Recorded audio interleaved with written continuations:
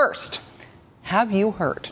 Have you heard about what happened in Texas? You haven't heard? Oh my God, listen to this. Okay, so here's Laredo, Texas. We have Laredo on a map, yeah. As you can see, it's right down there in southern Texas. You know where, see, Laredo is very close to Mexico. It's like right across from Mexico. You want to know what happened in Laredo? Did you hear what happened in Laredo? Oh my God, a Mexican drug gang called the Zetas.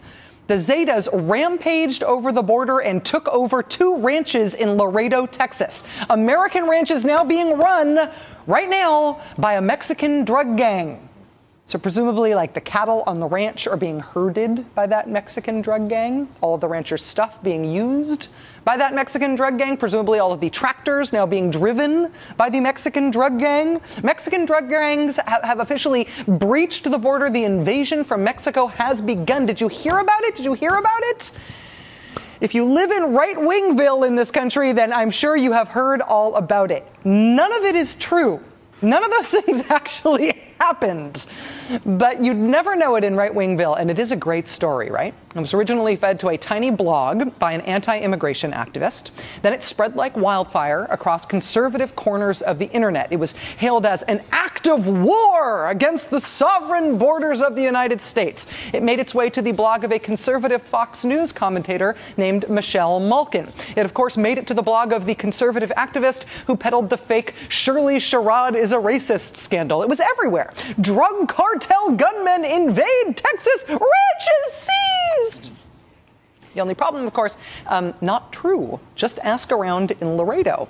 The Webb County Sheriff said, quote, "Our deputies went out there and talked to ranch owners in the area and found nothing."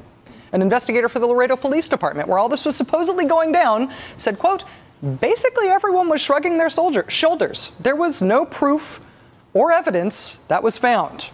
How does a story like this go that far around Wingnutville while plainly exculpatory, plainly contradictory evidence is out there? While the people who would actually know if it was true, when asked, say it's not true. How does a story like this get so much traction?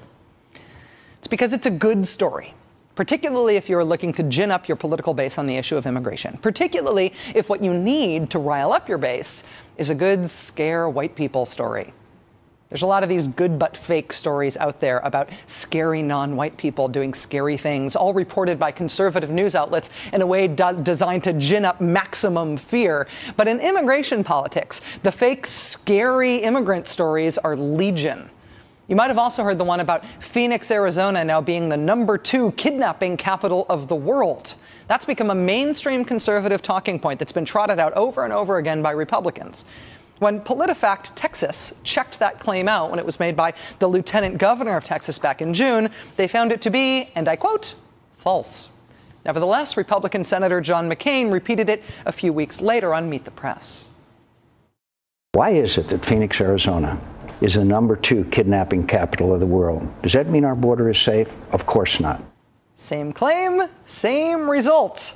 And I quote, false, according to PolitiFact. Despite that, Republican Senator John Kyle, undaunted, is still going for it. This was in This Weekend. Phoenix is a very large source of kidnapping. It's called the kidnapping capital of the United States.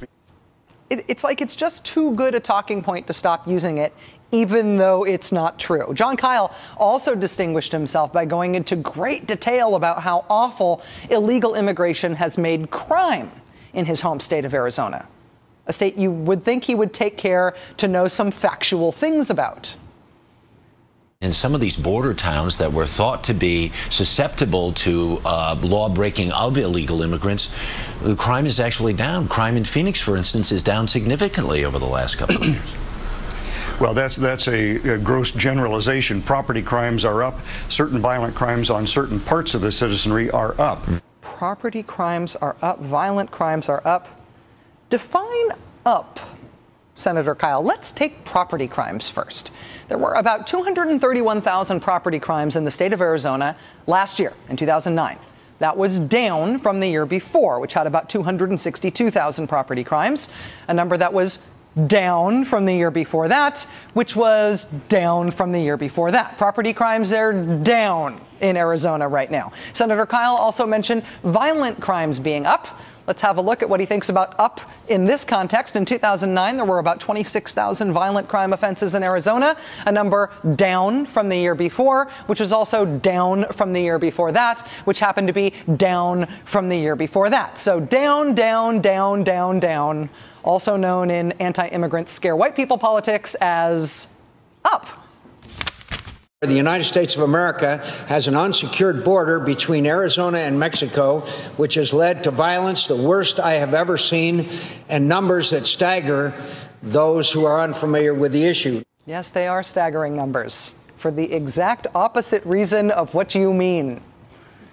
Whether or not you want to run on an anti-immigrant platform is up to you. It's a political decision. Everybody gets to choose their own political strategy. But as they say, you do not get to choose your own facts. Republicans have decided that running against immigrants is once again a great electoral opportunity for them, at least in the primaries.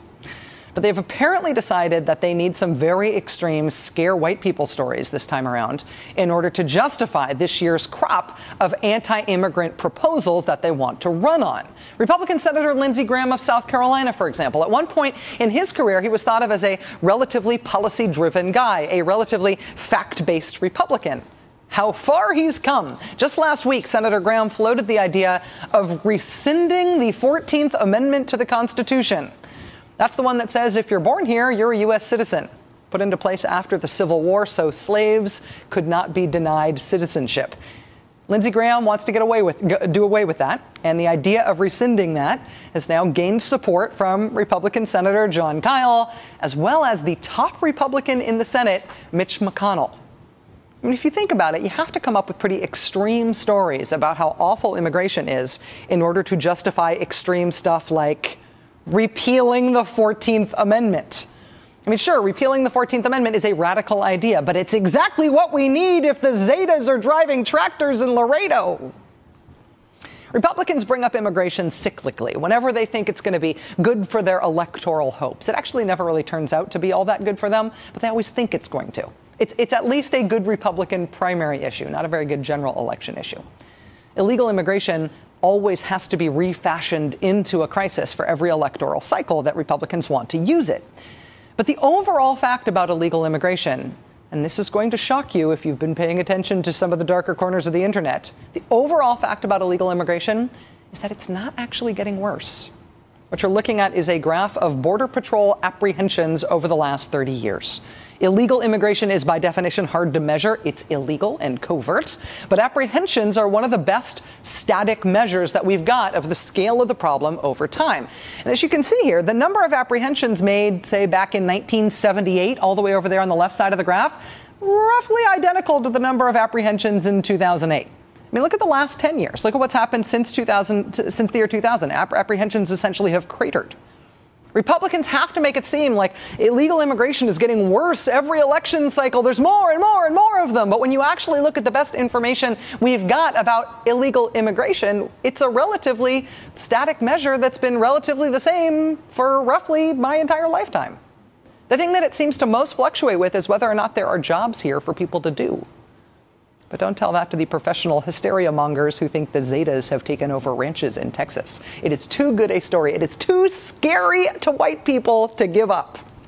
Who cares if it's true?